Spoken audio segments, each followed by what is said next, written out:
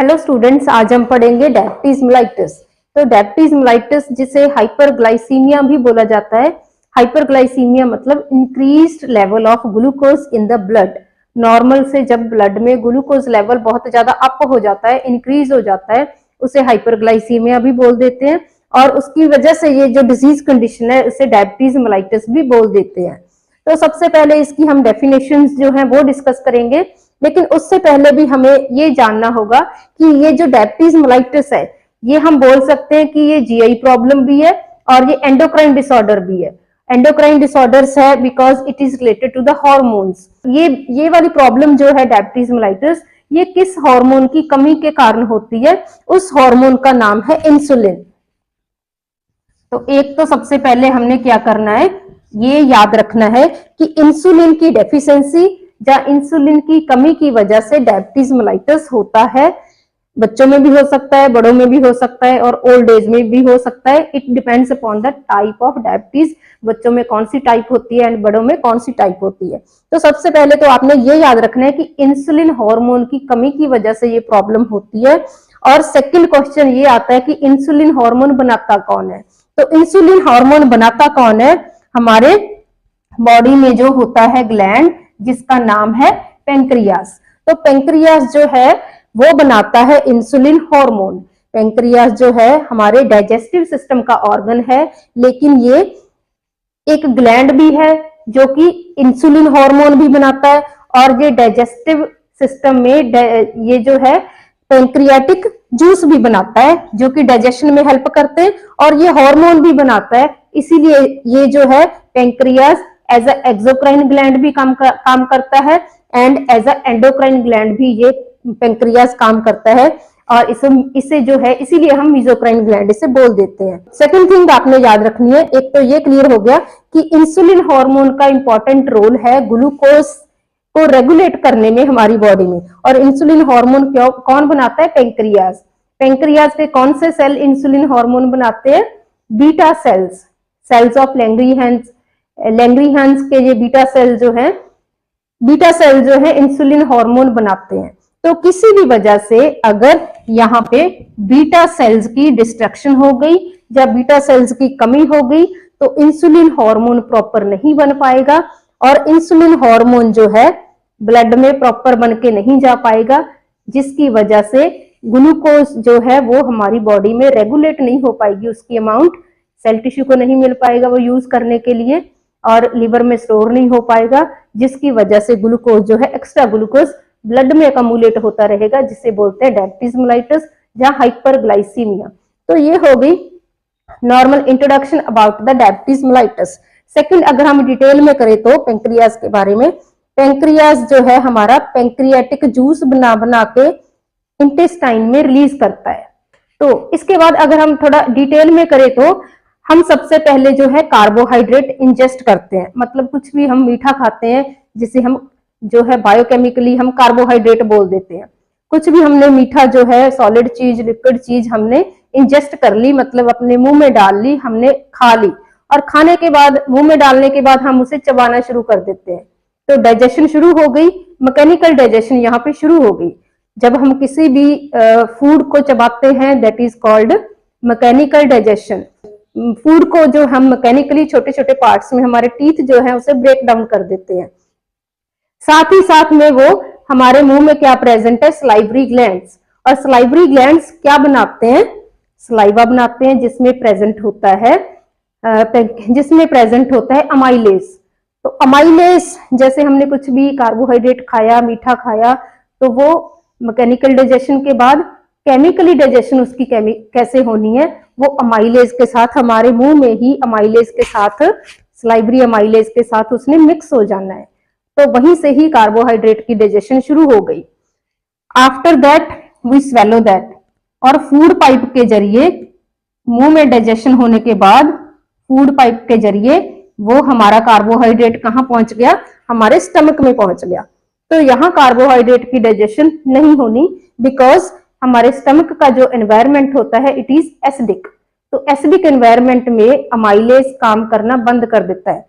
जो food amylase के साथ मिक्स होके थोड़ा बहुत डाइजेस्ट होके हमारे स्टमक में पहुंचा वो अमाइलेज यहाँ पे एक्ट नहीं करेगा, बिकॉज हमारा स्टमक जो है उसका एनवायरमेंट थोड़ा एसिडिक होता है, तो यहाँ पे अमाइलेज वो काम नहीं करेगा। एंड इसके बाद यहाँ पे डाइजेशन, यहाँ पे पेरिस्टालसिस मूवमेंट की वजह से प्रोटीन वगैरह की डाइजेशन हो जाती है। एंड उसके बाद कार्बोहाइड्रेट, यहाँ पे जो है पेरिस्टालसिस मूवमेंट की वजह से फिर जो है हमारा फूड पार्टिकल्स आगे पास हो गए, कहाँ पे आ गए, हमारी स्मॉल इंटेस्टाइन में आ गए। तो स्मॉल इंटेस्टाइन में आकर के दोबारा फिर कार्बोहाइड्रेट की डाइजेशन होनी शुरू हो गई। और वो कार्बोहाइड्रेट की डाइजेशन कौन करता है? जो पैंक्रियाज ने यहाँ पे बना के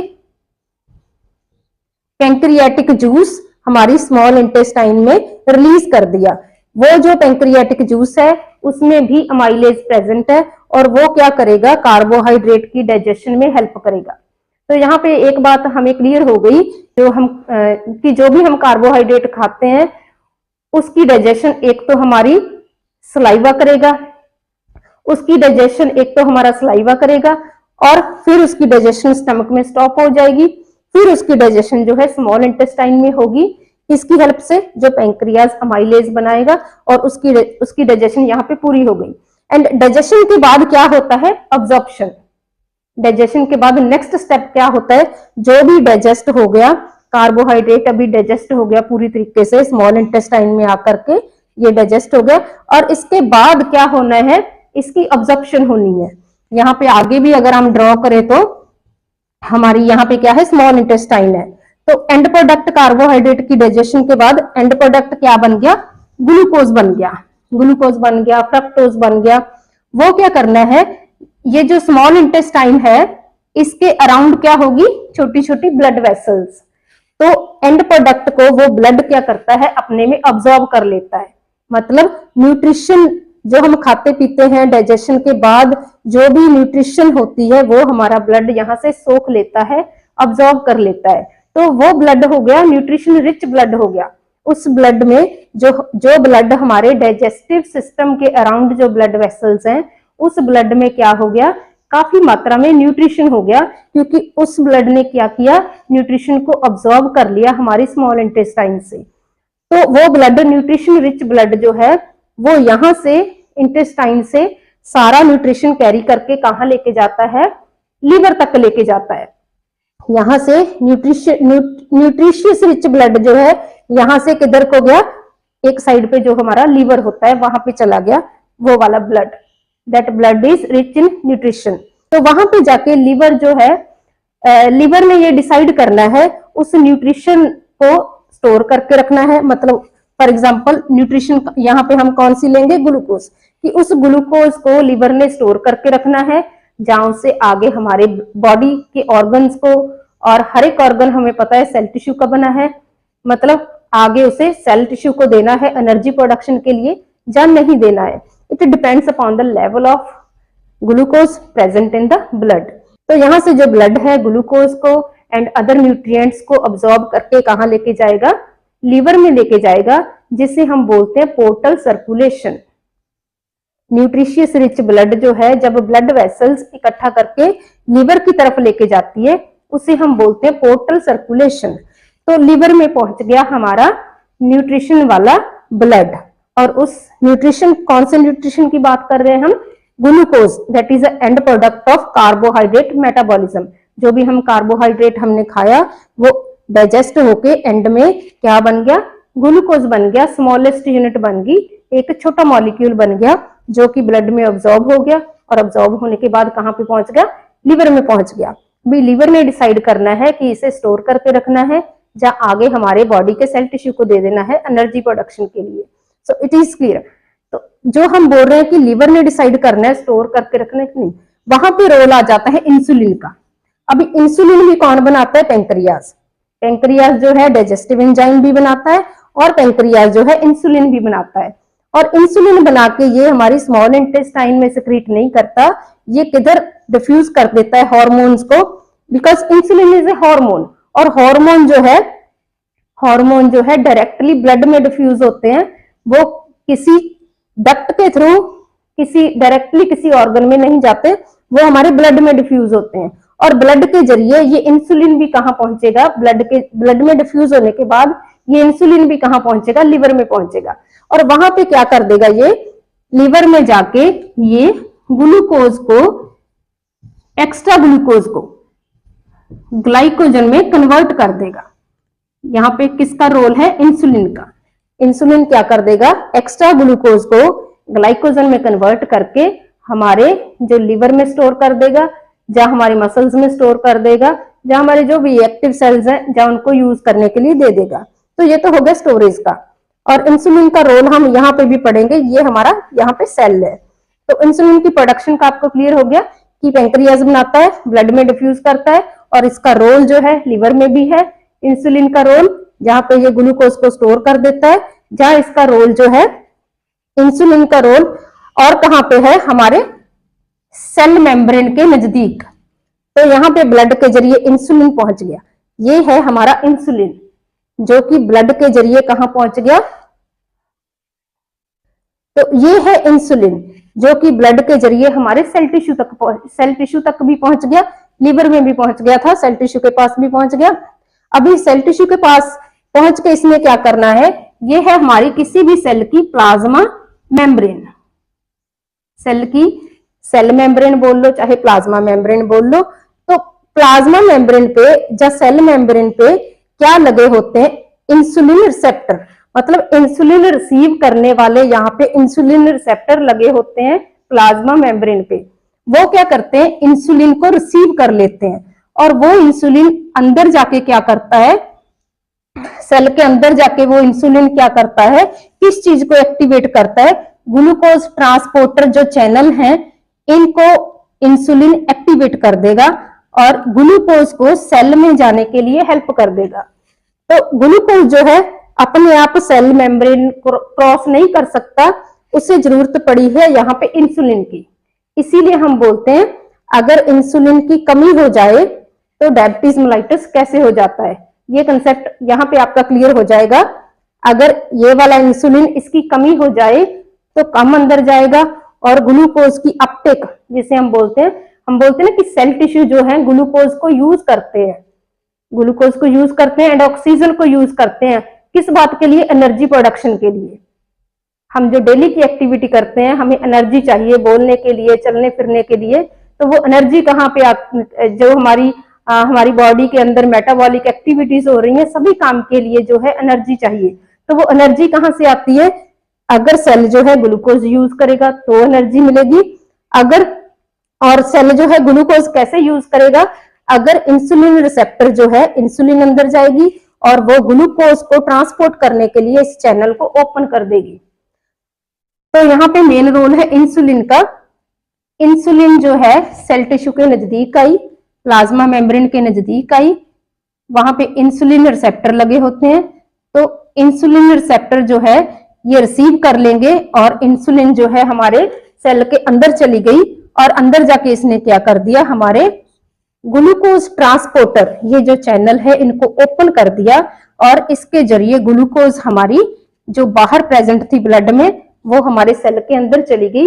और फिर यहाँ पे हमें पता है सेल के अंदर माइटोकॉन्ड्रिया होते हैं, वो क्या करेंगे, इस ग्लूकोज को यूज करके प्लस ऑक्सीजन को यूज करके या तो एनर्जी बना लेंगे, या फिर इंसुलिन क्या करेगी, उस ग्लूकोज मॉलिक्यूल को बड़े मॉलिक्यूल में कन्वर्ट कर देगी, जिससे हम बोलते हैं ग्लाइकोजन। जो हमने यहाँ पे भी पढ़ा था कि इंसुलिन क्या करती है, ग्लूकोज को ग्लाइकोजन में कन्वर्ट करके स्टोर करके रखती है फ्यूचर के लिए, फ्यूचर में ताकि काम आ जाए। कभी भी हम फास्टिंग में हो, स्टार्विंग में हो, तो ये एक्स्ट्रा ग्लाइकोजन जो है दोबारा ग्लूकोज में बदल जाएगी और हम इसे यूज कर लेंगे। तो ये हो गया। या फिर अगर बहुत ही ज्यादा एक्स्ट्रा ग्लूकोज है तो उसे कई बार फैटी एसिड में, फैट में भी कन्वर्ट करके स्टोर करके रख लेती है। तभी हम बोलते हैं जो ज्यादा मीठा खाते हैं तो ज्यादा ग्लाइकोजन में कन्वर्ट होके तो ज्यादा नहीं रह सकती ग्लूकोज, वो फिर एक्स्ट्रा वाली फैटी एसिड में, फैट में कन्वर्ट हो जाती है, तभी ज्यादा मीठा खाने वाले लोग जो हैं ज्यादा मोटे हो जाते हैं। सो ये रीजन है उसके बिहाइंड। और ये यहाँ पे इंसुलिन का रोल है कि इंसुलिन जो है कैसे ग्लूकोज की अपटेक को इंक्रीज करती है। अगर इंसुलिन ना हुई तो ग्लूकोज मॉलिक्यूल भी अंदर नहीं जा पाएंगे और फर्दर इनका ये दोनों चीजें नहीं पॉसिबल हो पाएंगी। तो इंसुलिन जरूरी है ग्लूकोज की अपटेक के लिए। तो ये यहाँ पे आपको आई थिंक ये कंसेप्ट क्लियर हो गया। और इंसुलिन कौन बनाता है और कैसे इंसुलिन जो है लिवर में काम करती है और कैसे इंसुलिन जो है सेल में जाके काम करती है, ये दोनों चीजें आपको क्लियर हो गई। इंसुलिन दो जगह पे एक्ट करती है, या तो लिवर में जाके जहां हमारे सेल के पास जाके ग्लूकोज की अपटेक को इंक्रीज करती है। So I think this concept is clear. तो अगर आपको ये समझ लग गया तो आपको ये डेफिनेशंस जो है वो क्लियरली समझ लग जाएगी। तो डेफिनेशंस यहाँ पे दो हैं। तो पहली डेफिनेशन क्या है, डायबिटीज मेलाइटस क्या है, शुगर जिसे हम बोल देते हैं, हाइपरग्लाइसीमिया बोल देते हैं। तो ये क्या है diabetes mellitus, genetically acquired heterogeneous group of disorders. Genetically मतलब डायबिटीज जो है पीढ़ी दर पीढ़ी पेरेंट्स से बच्चों में हो जाती है, जेनेटिकली ये ट्रांसफर होती है। तो जेनेटिकली अक्वायर्ड हेट्रोजीनियस मतलब इसका कोई एक कारण नहीं है, इसके बहुत से फैक्टर्स हैं, बहुत से कारण हैं जिसकी वजह से किसी भी पर्सन को डायबिटीज प्रॉब्लम हो सकती है। So it is genetically acquired heterogeneous group of disorder which finally result into glucose intolerance. तो जिसकी वजह से जो है जेनेटिकली ये प्रॉब्लम किसी को हो गई और इसकी वजह से रिजल्ट क्या निकलेगा, हमारे ब्लड में ग्लूकोज लेवल बहुत ज्यादा टॉलरेंस लेवल से बहुत ज्यादा इंक्रीज हो जाएगा। तो एक डेफिनेशन तो ये है। दूसरी डेफिनेशन कौन सी है, ये वाली, तो इसमें अच्छे से एक्सप्लेन किया गया है, it is a disorder of carbohydrate metabolism. तो ये डिसऑर्डर है किस चीज की, मेटाबॉलिज्म का, फैट का, प्रोटीन का, कि कार्बोहाइड्रेट का। तो यहाँ पे ये डिसऑर्डर है कार्बोहाइड्रेट मेटाबॉलिज्म का। मतलब जो भी हम कार्बोहाइड्रेट खाते हैं, जैसे हमने यहाँ पे डिस्कस किया, वो अच्छे से उसकी मेटाबॉलिज्म नहीं हो पाती इंसुलिन की कमी की वजह से। तो ये जो लाइन है ये इंडिकेट करती है कि जो कार्बोहाइड्रेट किसी भी पर्सन ने खाया वो अच्छे तरीके से डाइजेस्ट तो हो गया लेकिन मेटाबोलाइज अच्छे से नहीं हुआ। तो it is a disorder of carbohydrate metabolism due to total और partial deficiency of hormone insulin.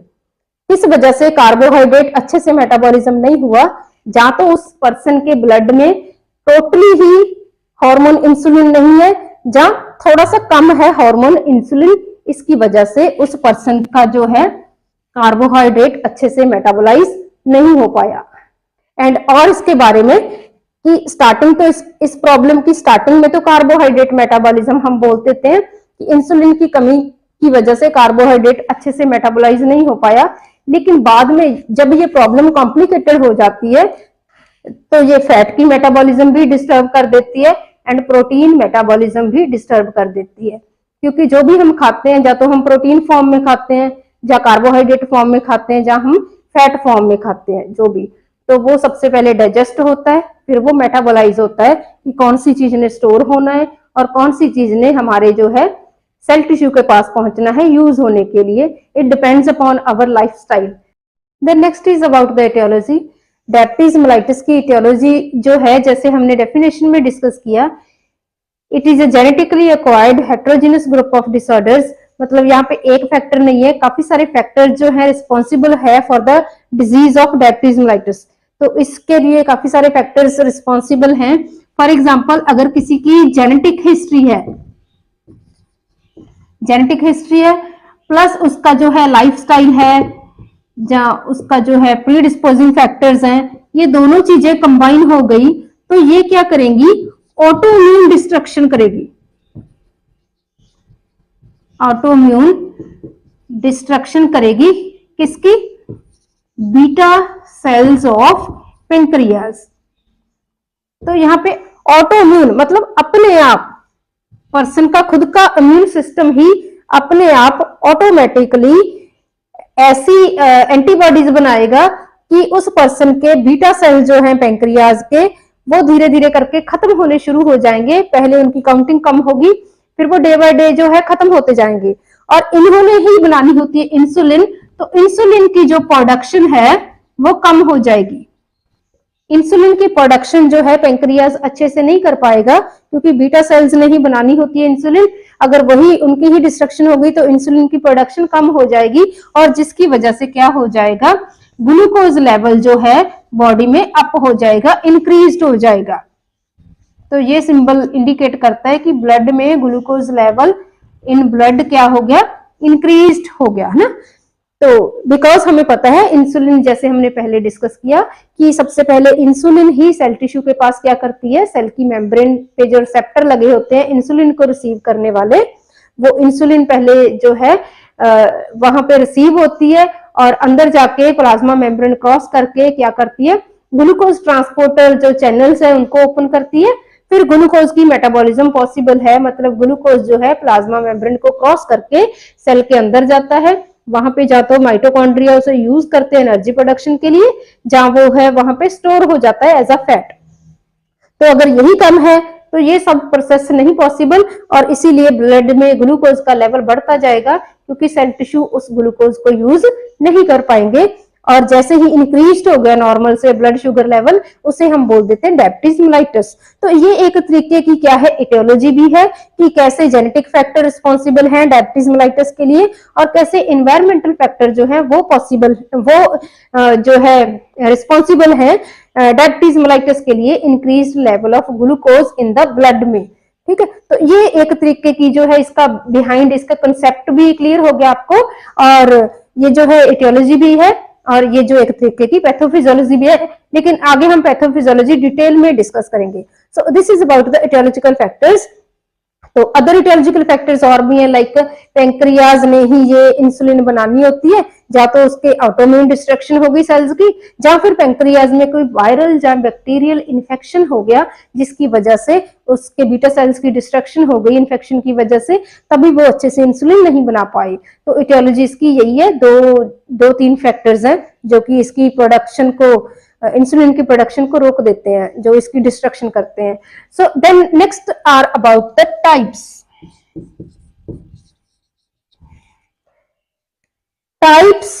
Of diabetes mellitus. So there are mainly 3 types. Diabetes mellitus की कितनी टाइप्स है? 3 टाइप्स है। फर्स्ट टाइप कौन सी है? Insulin dependent diabetes mellitus. Second type कौन सी है? Non insulin dependent diabetes mellitus. Third type कौन सी है इसकी? Gestational diabetes mellitus. तो ये 3 टाइप्स है, insulin dependent diabetes mellitus, non insulin dependent diabetes mellitus and gestational diabetes mellitus. One by one इसको हम डिस्कस करेंगे कि क्या है कौन सी टाइप में। तो फर्स्ट जो है इंसुलिन डिपेंडेंट, मतलब हमारी बॉडी जो है इंसुलिन पे डिपेंड है, क्योंकि उसमें खुद में इंसुलिन की प्रोडक्शन नहीं हो रही।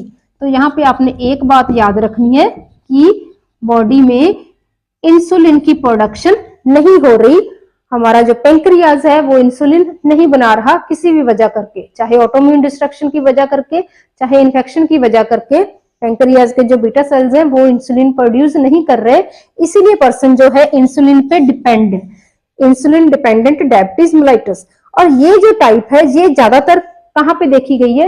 ये ज्यादातर बच्चों में देखी गई है, जहां अडल्ट्स में देखी गई है, इसीलिए इसको बोलते हैं जुवेनाइल डायबिटीज मेलिटस, जहां टाइप 1 डायबिटीज मेलिटस। तो 3 नाम है इसके, type 1 diabetes mellitus, insulin dependent diabetes mellitus, क्योंकि इंसुलिन नहीं बन रही इसमें, बाहर वाली इंसुलिन पे डिपेंड है पेशेंट, एक्सोजीनस इंसुलिन पे डिपेंड है, एक्सोजीनस मतलब बाहर वाली इंसुलिन पे डिपेंड है, इंजेक्शन पे डिपेंड है, तभी उसका जो है ग्लूकोज मेटाबोलाइज हो पाएगा, अदरवाइज नहीं हो पाएगा अगर बाहर से हमने इंसुलिन नहीं दिया तो इस पेशेंट को। तीसरा नाम है इसका जुवेनाइल डायबिटीज मेलिटस, क्योंकि ये ज्यादातर बच्चों में होता है एंड एडोलेसेंट एज में होता है। The next type is non insulin dependent. तो यहाँ पे नॉन वर्ड आ गया, non insulin dependent diabetes mellitus, मतलब ये बाहर की इंसुलिन पे डिपेंड नहीं है, यहाँ पे क्या होती है? सफिशिएंट प्रोडक्शन होती है, इंसुलिन की जो प्रोडक्शन है, मतलब जो पेंक्रियाज ने इंसुलिन बनानी है वो अच्छे से बना रहा है, कोई प्रॉब्लम नहीं है, पेंक्रियाज का कोई ऑटोइम्यून डिस्ट्रक्शन नहीं है, कुछ भी नहीं है, पेंक्रियाज जो है अच्छे से इंसुलिन बना रहा है। तो प्रॉब्लम कहां पे आई? जो सेल इंसुलिन रिसीव करते थे, हमने जो पहले कंसेप्ट क्लियर किया, सेल इंसुलिन रिसीव करते थे, वो सेल इंसुलिन रिसीव नहीं कर रहे, जिसे हम बोलते हैं कि पेशेंट की बॉडी में इंसुलिन प्रोडक्शन तो नॉर्मल है, लेकिन उसके सेल जो है, सेल मेम्ब्रेन जो है वो रेजिस्टेंस शो कर रही है, वो इंसुलिन को रिसीव नहीं कर पा रही, इसीलिए बाद में जो ग्लूकोज रिसीव करना होता है वो भी नहीं हो पाएगा। तो ग्लूकोज अपटेक नहीं हो पाएगी, मतलब ग्लूकोज जो है यूज नहीं हो पाएगा, बिकॉज इंसुलिन रेजिस्टेंस है, इंसुलिन नहीं अंदर जा रहा, जिसकी वजह से ग्लूकोज के चैनल नहीं खोल रहे और पर्सन जो है ग्लूकोज को यूज नहीं कर पा रहा, सेल में नहीं जा रहा ग्लूकोज, और ग्लूकोज कहाँ पे है, ब्लड वेसल्स में ही उसका लेवल इंक्रीज हो गया, ब्लड में ही ग्लूकोज का लेवल इंक्रीज होता रहता है क्योंकि ग्लूकोज यूज नहीं हो पाता। तो ये हो गई non insulin dependent diabetes mellitus, मतलब बाहर वाली इंसुलिन पे डिपेंड नहीं है ये पेशेंट, क्योंकि अच्छी खासी इंसुलिन उसका पैंक्रियाज बना रहा है, लेकिन उसके सेल टिश्यू जो है वो उसे यूज नहीं कर रहे, उस इंसुलिन को रेजिस्टेंस शो कर रहे हैं। तो ये वाली जो डायबिटीज मेलाइटिस है, ये वाली जो टाइप है, इसे टाइप 2 भी बोला जाता है, और ये ज्यादातर होती है 40 की एज के बाद, ये वाली टाइप उनमें देखी जाती है। Then third type is gestational diabetes mellitus. Gestational word is related to the pregnancy. मतलब ये वाली टाइप किन में देखी गई है, जो लेडीज प्रेग्नेंट होती है ना, प्रेगनेंसी के टाइम उनको क्या हो गया, डायबिटीज की प्रॉब्लम हो गई, और जैसे ही बेबी डिलीवर हो गया धीरे धीरे करके डायबिटीज जो है खत्म होती गई, उनको ये डिजीज कंडीशन जो होती है सिर्फ प्रेगनेंसी के टाइम ही होती है, बाद में ये ठीक हो जाती है, और कई केसेस में नहीं ठीक होती, वो टाइप 2 में चेंज हो जाती है। मतलब मैक्सिमम तो सारे केसेस में ये प्रॉब्लम सिर्फ प्रेगनेंसी के टाइम होती है, बाद में रिजॉल्व हो जाती है, लेकिन कई केसेस में जेस्टेशनल डायबिटीज मेलाइटिस ठीक नहीं होती, डिलीवरी के बाद भी वो बाद में फिर डायबिटीज मेलाइटिस की कौन सी टाइप में चेंज हो जाती है, टाइप 2 में, non insulin dependent diabetes mellitus में। So this is about the types of diabetes mellitus. कौन कौन सी टाइप्स है, type 1 insulin dependent diabetes mellitus, type 2 non-insulin dependent diabetes mellitus, and the type 3 is gestational diabetes mellitus that occurs during the time of antenatal period, during the pregnancy time. So this is about the etiology and types of diabetes mellitus. The next is about the management. तो यहाँ पे है medical management and थोड़ी बहुत lifestyle modification, क्योंकि diabetes mellitus ऐसी disease condition है जिसका कोई परमानेंट क्योर नहीं है, बिकॉज ये कोई इन्फेक्शन नहीं है कि हमने एंटीबायोटिक दे दी और डायबिटीज मेलाइटिस जो है पूरा तरीके से ठीक हो गया, ये ऐसी ट्रीटमेंट नहीं है, इसको हम जस्ट कंट्रोल कर सकते हैं। तो यहाँ पे हम क्या करेंगे, इसकी मेडिकल मैनेजमेंट में मेनली देते हैं यहाँ पे insulin therapy.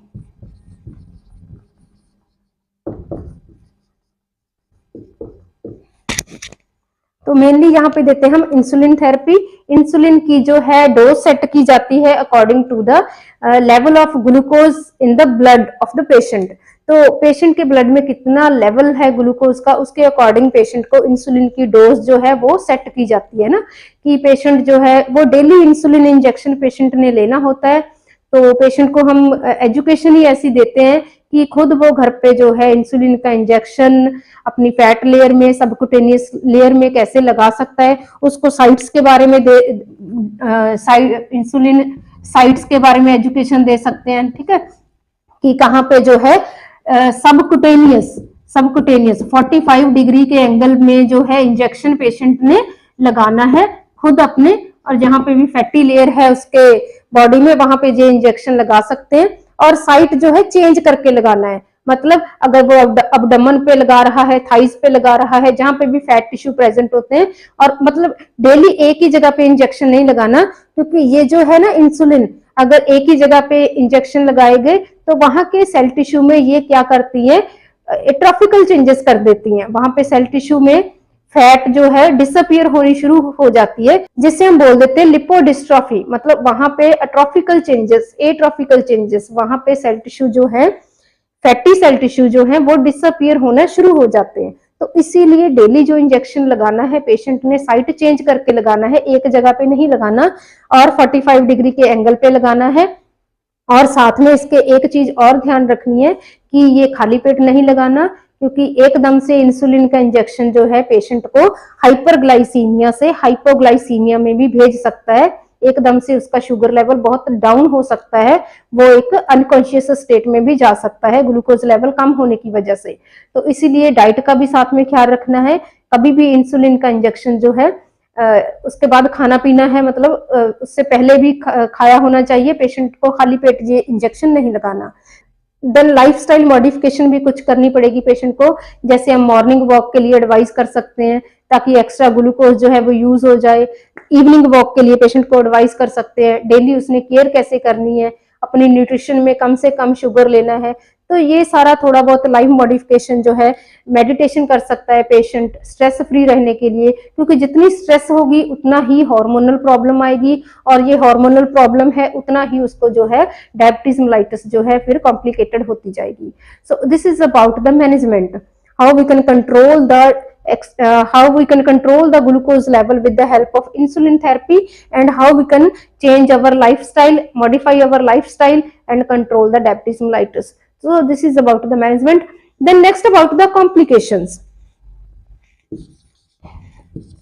Then next about the complications.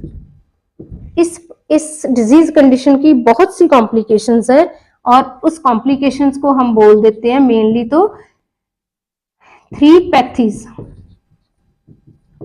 तो 3 पैथीज है यहाँ पे, कौन कौन सी? नेफ्रोपैथी, दूसरी है रेटिनोपैथी, एंड तीसरी है यहाँ पे न्यूरोपैथी। तो 3 पैथीज हैं। जैसे ही डायबिटीज मेलाइटिस जो है क्रॉनिक हो गई, मतलब बहुत पुरानी हो गई, तो ये बहुत सारी और प्रॉब्लम्स क्रिएट करेगी उस पर्सन को। कौन कौन सी 3 पैथीज के अंडर है इसकी कॉम्प्लिकेशंस?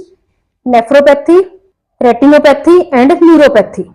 अभी nephro word is related to the renal system, retinopathy related to the eyes problem, neuropathy related to the nervous system problem. तो हमें पता है कि जो डायबिटीज है, सपोज कर लो ये ब्लड वेसल है, ब्लड वेसल में जो ब्लड फ्लो कर रहा है उस ब्लड में क्या है? इंक्रीज्ड है ग्लूकोज का लेवल। तो उस ब्लड में क्या है? ग्लूकोज का लेवल इंक्रीज्ड है, और ग्लूकोज क्या है? एक स्टिकी सब्सटेंस है, और स्टिकी सब्सटेंस कोई भी हो वो क्या कर देगा? हमारे ब्लड को विस्कस कर देगा, गाढ़ा बना देगा। जैसे हम बोलते थे कि ट्राइग्लिसराइड है, फैट अगर बढ़ जाए तो ट्राइग्लिसराइड जिसके भी इंक्रीज होते हैं उसका खून गाढ़ा हो जाता है।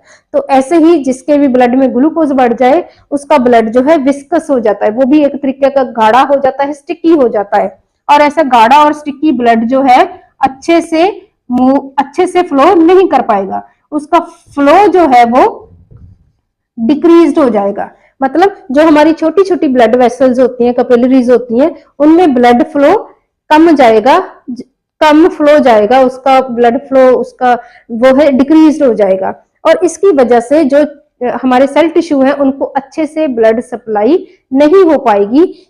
इसीलिए क्या हो जाएगा?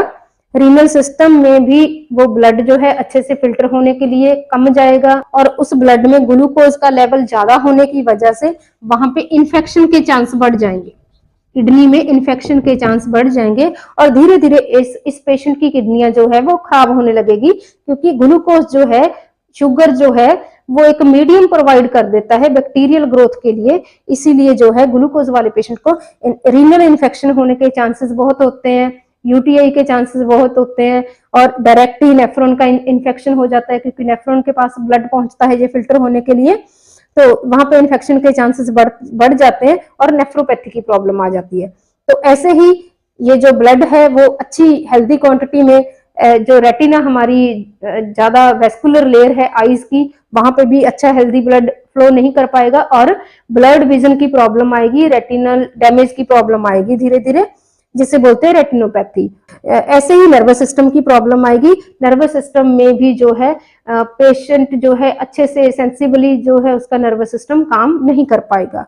सो this is about the complications. और कॉम्प्लिकेशंस कुछ और भी हैं डायबिटीज मेलाइटिस की, लाइक जैसे ही डायबिटीज पुरानी हो गई तो पेशेंट जो है डे बाय डे वीक होता जाएगा, वेट लॉस, फटीग, डिहाइड्रेशन की वजह से सेमी कॉन्शियसनेस, अनकॉन्शियसनेस, जहां जो है बहुत ही ज्यादा ड्राई स्किन, ऐसी प्रॉब्लम्स आएगी। देन और भी है इसकी कॉम्प्लिकेशन, फॉर एग्जांपल एक और भी है लाइक डायबिटिक कीटोएसिडोसिस।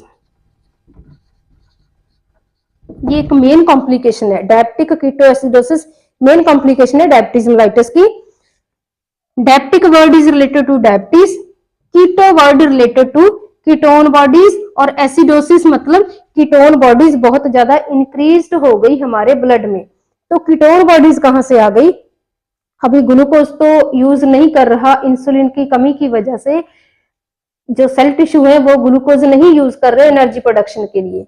इसीलिए हमने पैथोफिजियोलॉजी की एक साइड पे पढ़ा था कि एनर्जी प्रोडक्शन के लिए फिर सेकंड ऑप्शन क्या बचती है, जो हमारी बॉडी में प्रोटीन है, फैट है, उसकी मेटाबॉलिज्म शुरू हो गई थी। और जैसे ही प्रोटीन की मेटाबॉलिज्म होती है, प्रोटीन की मेटाबॉलिज्म का एंड प्रोडक्ट जो है कीटोन, कीटोन बॉडीज जो है वो पैदा होती हैं। तो कीटोन बॉडीज बहुत ज्यादा प्रोड्यूस हो जाएंगी जैसे ही प्रोटीन मेटाबॉलिज्म होगी डायबिटिक पेशेंट के ब्लड में। तो कीटोन बॉडीज बहुत ज्यादा अकमुलेट हो जाएगी, बहुत ज्यादा प्रोड्यूस होगी, बहुत ज्यादा ब्लड में अकमुलेट हो जाएगी, जिससे हम बोलते हैं डायबिटिक कीटोएसिडोसिस। क्या कारण है इसके पीछे?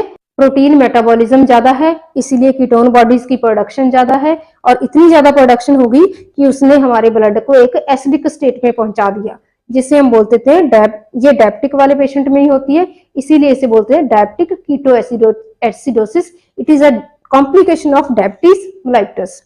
देन और इसकी कॉम्प्लिकेशन क्या है? वेट लॉस हो गया, डिहाइड्रेशन हो गई, डायबिटिक कीटोएसिडोसिस हो गई, ये 3 पैथीज हो गई। So this is about the complications of diabetes mellitus. Then इसके बाद नर्सिंग केयर भी है डायबिटीज वाले पेशेंट को। हम क्या एजुकेशन दे सकते हैं? वही मॉर्निंग वॉक की, इवनिंग वॉक की, अपने जो शूज है वो टाइट ना पहने, अदरवाइज कोई ना कोई इंजरी हो जाएगी। और है एक complication delayed wound healing,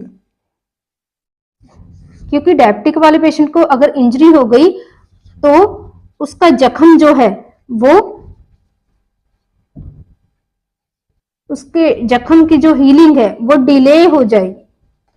delay मतलब नॉर्मल से ज्यादा टाइम लगेगा उसके वुंड को हील होने के लिए। That is called delay wound healing. मतलब जो नॉर्मली हमारे बिना डायबिटिक पेशेंट के, जिनको डायबिटीज नहीं है, उनके अगर इंजरी हो जाए वो जल्दी ठीक हो जाएगी, लेकिन डायबिटिक वाले पेशेंट को अगर इंजरी हो जाए वो जल्दी ठीक नहीं होगी, बिकॉज उसमें ब्लड जो है अच्छे से फ्लो नहीं कर पा रहा। कहीं पे भी इंजरी हो जाए उसे ब्लड सप्लाई प्रॉपर नहीं होगी, क्योंकि इंजरी को हील करना होता है हेल्दी ब्लड सप्लाई में, क्योंकि ब्लड में ही अपने साथ लेके आने हैं वहां पे क्लॉटिंग फैक्टर्स, एंटीबॉडीज, ड्रग का एंड प्रोडक्ट, प्रोटीन अच्छी वहां पे ट्रांसपोर्ट करनी है जो टिश्यू हील करेगी। तो ये सब चीजें जो है कम पहुंच पाएगी इंजरी वाली साइट में, और इसीलिए जो है वुंड हीलिंग डिले होगी डायबिटिक वाले पेशेंट में। और एक और प्रॉब्लम है डायबिटिक, ये जो है डायबिटिक फुट की प्रॉब्लम भी आती है डायबिटीज वाले पेशेंट को।